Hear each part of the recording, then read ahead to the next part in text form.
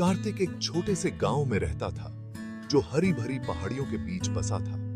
गांव का जीवन सरल और शांत था। लोग एक दूसरे को नाम से जानते थे। बच्चे संकरी गलियों में खेलते थे। हालांकि कार्तिक को फुसफुसाते हुए पेड़ों और चहचहाते पक्षियों का साथ पसंद था। वह विशाल खुले आसमान के नीचे सबसे अधिक जीवंत महसूस करता था। कार्तिक को अपने गांव से प्यार था, लेकिन वह उसमें बिल्कुल फिट नहीं था। वह दूसरे बच्चों की तरह नहीं था जो पढ़ाई करना और अपने माता पिता के कामों में मदद करना पसंद करते थे। कार्तिक का दिल एडवेंचर के लिए तरसता था। वो दूर देशों और जादुई प्राणियों के सपने देखता था। उसे क्या पता था कि एक असाधारण एडवेंचर उसका इंतजार कर रहा है, जो उस जंगल के बीच में छिपा है जिसे वह बहुत प्यार करता था। कार्तिक की एक अजीब आदत थी। हर दिन वह अपने घर के पास सबसे ऊंचे पेड़ पर चढ़ जाता था।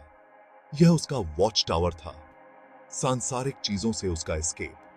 उसकी ऊंचाई से गांव एक मिनिएचर पेंटिंग की तरह लग रहा था। वह घंटों आसमान को निहारता रहता, बहते हुए फूले हुए बादलों को देखता रहता। उसका पसंदीदा पास टाइम पतंग उड़ाना था। उसे अपनी पतंग पर हवा के झोंकों का एहसास बहुत पसंद था, मानो वह उसे आकाश में खींचने की कोशिश कर रही हो। उसने खुद को हवा में उड़ते हुए, बादलों को छूते हुए और पक्षियों के साथ नाचते हुए कल्पना की। कार्तिक के लिए आकाश उसके छोटे से गांव से परे एक दुनिया का निमंत्रण था। कार्तिक के पिता की गांव में एक छोटी सी किराने की दुकान थी।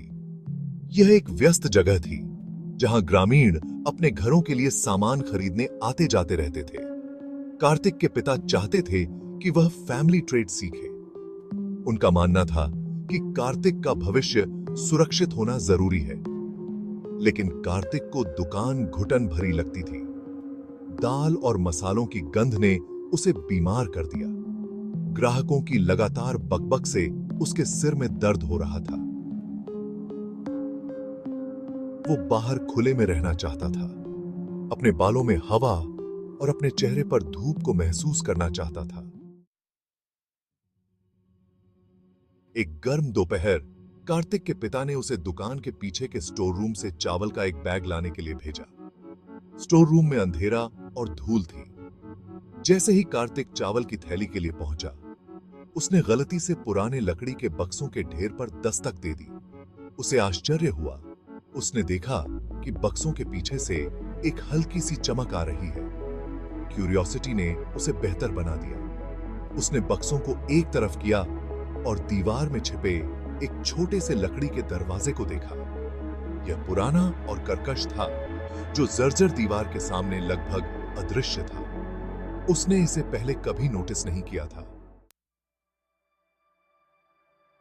Section 5, beyond the mysterious door. झिझकते हुए कार्तिक ने हाथ बढ़ाया और जंग लगे हैंडल को घुमाया। दरवाजा चरमरा गया। एक संकरा रास्ता दिखाई दिया। एक ठंडी हवा चली। अपने साथ जंगली फूलों की मीठी गंध ले आई। इंट्रिग्ड, कार्तिक अंदर चला गया। उसने अपने पीछे का दरवाजा बंद कर लिया, जिससे पैसेज अंधेरे में डूब गया। जैसे ही वह आगे बढ़ा, उसे एक अजीब सी अनुभूति हुई, जैसे वह हवा में चल रहा हो। पैसेज मंद रोशनी में था, लेकिन वह दीवारों पर उकेरे गए अजीब प्रतीकों को बना सकता था। हवा ठंडी होती गई और जंगली फूलों की गंध तेज होती गई। उसे डर और एक्साइटमेंट का मिश्रण महसूस हुआ। यह पैसेज उसे कहां ले जा रहा था? Section 6, a world without gravity. Passage एक लुभावने दृश्य में खुला। उसके सामने एक विशाल चमकदार गुफा थी। अजीब चमकते पौधे अंतरिक्ष को रोशन करते थे। चिकनी घुमावदार दीवारों पर नाचते हुए साए डालते थे। लेकिन जिस चीज ने कार्तिक को सचमुच मोहित कर लिया, वह थी हवा में तैरती वस्तुओं को देखना। किताबें, उपकरण, यहां तक कि चट्टानें भी थीं, जो हवा में लटकी हुई थीं, जैसे कि गुरुत्वाकर्षण ने अपनी पकड़ खो दी हो। लोग हवा में सहजता से चलते थे। उनकी हंसी गुफा में गूंज रही थी। यह एक ऐसी दुनिया थी जैसी कार्तिक ने पहले कभी नहीं देखी थी। Section 7 the flying people. इस असाधारण दुनिया के निवासी कार्तिक से बिल्कुल अलग थे। वे लंबे और दुबले पतले थे, बड़ी बड़ी चमकदार आंखों वाले जो बुद्धिमत्ता से चमकते हुए प्रतीत होते थे। उनकी त्वचा एक अलौकिक चमक से झिलमिला रही थी और उनके मूवमेंट्स सुंदर और फ्लूइड थे।